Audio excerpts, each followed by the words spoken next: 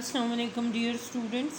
आज हम chapter number 5 physical states of matter में से फ़िज़िकल प्रॉपर्टीज़ पढ़ेंगे लिक्विड्स की।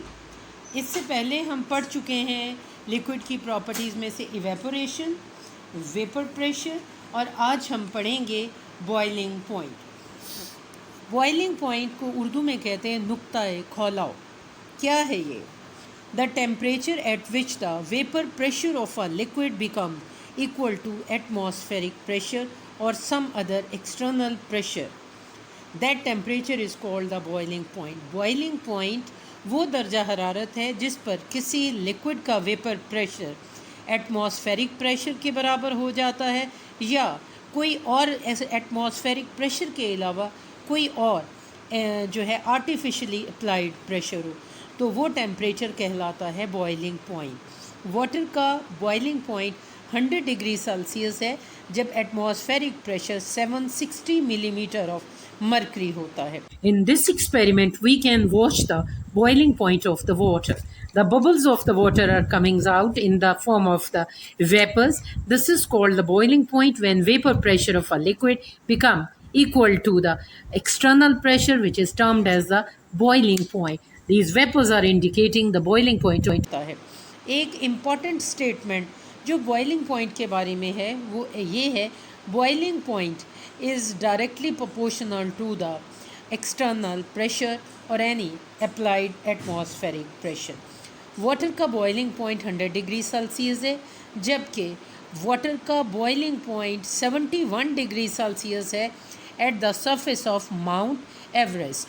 यानी जैसे जैसे हम बुलंदी पे जाते हैं प्रेशर कम होता जाता है। जब प्रेशर कम होगा तो ऑटोमेटिकली बॉइलिंग पॉइंट कम होता जाएगा, जब प्रेशर बढ़ेगा तो बॉइलिंग पॉइंट कम हो जाएगा। माउंट एवरेस्ट की सरफेस पे एटमॉस्फेयर का प्रेशर जो है वो 277 मिलीमीटर ऑफ मर्करी है। यही वजह है कि वाटर का बॉइलिंग पॉइंट 71 डिग्री सेल्सियस है। अब हम देखते हैं कि हीट करने पर लिक्विड के मॉलिक्यूल्स के साथ होता क्या है। When liquids are heated its molecules gain energy. जब किसी लिक्विड को हम गर्म करते हैं तो मॉलिक्यूल्स अपनी एनर्जी को बढ़ा लेते हैं। The number of molecules having more than average kinetic energy increases. Temperature बढ़ाने पर एवरेज काइनेटिक एनर्जी से मॉलिक्यूल अपनी एनर्जी को बढ़ा लेते। काइनेटिक एनर्जी क्या है? Energy due to the movement. When temperature increases, kinetic energy increases. When increase the temperature, more and more molecules become energetic. जब हम टेम्परेचर बढ़ाते हैं तो मॉलिक्यूल अपनी एनर्जी को ज़्यादा से ज़्यादा बढ़ाते हैं।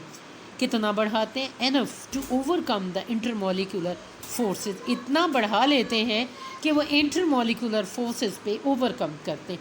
इंटरमॉलिक्यूलर फोर्सेस वो बाहमी कशिश की क़ुव्वतें हैं जिनकी वजह से मॉलिक्यूल्स आपस में जुड़ते हैं। और जब हम काइनेटिक एनर्जी प्रोवाइड करेंगे तो मॉलिक्यूल्स की इंटरमॉलिक्यूलर फोर्सेस पे जो है वो एनर्जी ओवरकम करेगी। Due to this the rate of evaporation that result in increase of vapour pressure. तो टेम्परेचर बढ़ाने पे रेट ऑफ इवेपोरेशन बढ़ जाता है। नतीजा क्या निकलता है? वेपर प्रेशर बढ़ता है। वेपर प्रेशर कितना बढ़ता है? Until a stage reaches where the vapor pressure of a liquid become equal to the atmospheric pressure. यानी इब्तिदा में इवेपोरेशन के बाद वेपर प्रेशर का बढ़ना और वेपर प्रेशर का इतना बढ़ जाना कि वो बराबर हो जाए एटमॉस्फेरिक प्रेशर के। तो एटमॉस्फेरिक प्रेशर के बराबर आने पे लिक्विड स्टार्ट बॉइलिंग, तो लिक्विड उबलना शुरू करता है। It means the temperature at which the vapour pressure of a liquid become equal to atmospheric pressure और any other external pressure, that is called the boiling point of the liquid. इसे अच्छी तरह पढ़े, इसके बाद हम नेक्स्ट आर्टिकल को पढ़ें।